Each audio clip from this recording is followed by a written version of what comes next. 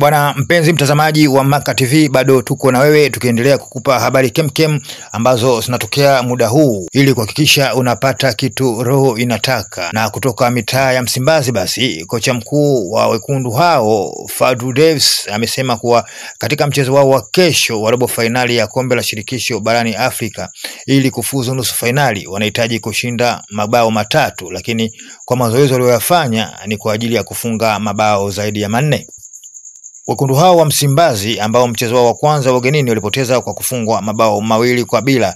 kesho Aprili 9 mwaka huu wa 2025 watashuka dimbani kurudiana na Al Masry kutoka nchini Misri kwenye uwanja wa Benjamin Mkapa jijini Dar es Salaam.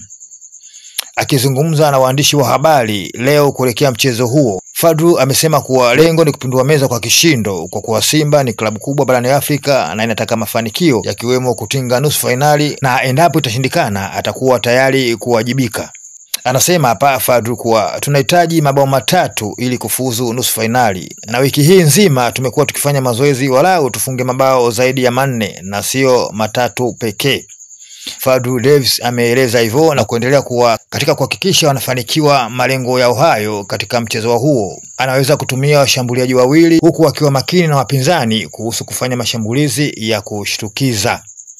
Mpenzi mtazamaji wa Maka TV, mimi bado basi nikusisitize kulike, kukomenti, kushare posti zetu mara kwa mara pamoja na kusubscribe, ambapo ukisha subscribe basi hakikisha unabonyeza pia alama ya kikengele pale juu, kwani kwa kufanya hivyo unakuwa umejikita moja kwa moja kwenye familia yetu na kujihakikishia kupata habari zetu kemkem kila pale tunapozitupia.